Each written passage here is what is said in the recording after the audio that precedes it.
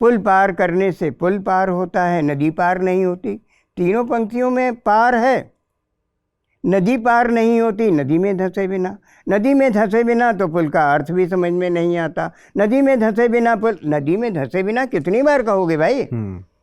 एक पंक्ति का एक बार उपयोग करोगे, 2 बार करोगे, 3 बार करोगे, 4 बार है इस कविता में।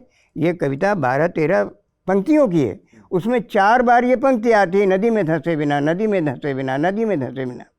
और पार शब्द लगातार आता है। पुल पार करने से पुल पार होता है, नदी पार नहीं होती, नदी पार नहीं होती।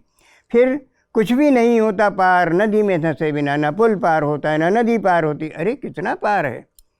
ये संरचना अगर नहीं होगी और विषय केंद्रित नहीं होंगे आप, और उस पर अपनी सारी शक्ति केंद्रित नहीं कर रहे होंगे, तो नहीं आएगी फिर। और ये आप कहेंगे कि आपने ऐसा लिख दिया। अरे भाई, आप विनोद कुमार शुक्ल को पढ़िए। जो कविता अपनी संरचना में बहुत सुंदर है, उसमें तो डिज़ाइन मिलेगा। ठीक बात। हताशा से एक व्यक्ति बैठ गया था। व्यक्ति को मैं नहीं जानता था, हताशा को जानता था, इसलिए मैं उसके पास गया। मैंने उसकी तरफ हाथ बढ़ाया। वो मुझे नहीं जानता था, हाथ बढ़ाने को जानता था। हम दोनों कुछ दूर साथ साथ चले। हम दोनों एक दूसरे को नहीं जानते थे, साथ साथ चलना जानते थे।